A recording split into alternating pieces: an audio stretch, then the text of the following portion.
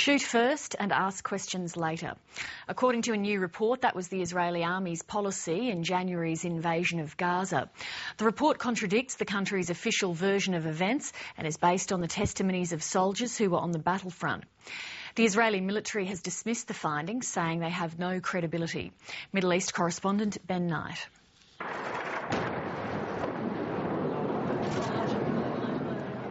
Israel was heavily criticised during this war for the number of civilian casualties, which the army said it did its utmost to prevent. But a new report quoting interviews with Israeli soldiers who fought in Gaza is telling a different story.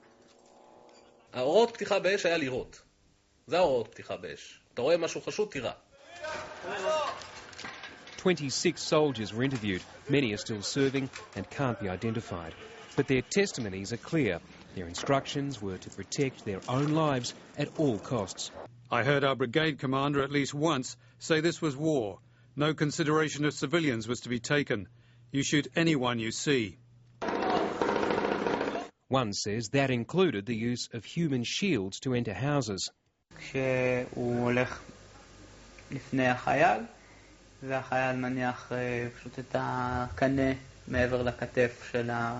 Soldiers say they were told to systematically destroy buildings to leave a sterile area behind, a policy known as the day after. התרגום המעשי של זה הוא לקחת בית שאי אפשר להפליל אותו. אין לו, החטא היחיד של אותו בית הוא בזה שהוא... Even if you justify a war, that doesn't mean you have to justify all in it. The report was prepared by a group of former Israeli soldiers called Breaking the Silence. The purpose of this book is just to challenge the IDF and say, please tell the Israeli public what happened, what was the strategy. The report is not a serious one. There is no specification of the names of the soldiers, their ranks, whether they were reservists or regular, what areas, what places did the so-called incidents take place. Therefore, we cannot investigate a single detail here. Among the testimonies is this one, where a soldier says his commanding officer refused to allow a warning shot to be fired at a man walking towards their position at night. That man was then shot dead and found to be unarmed. One guy said he just couldn't finish this operation without killing someone. So he killed someone. I can definitely say he was not armed. Another soldier told of vandalism by troops who took up positions inside Palestinian houses. In one house we entered, I saw guys had defecated in drawers.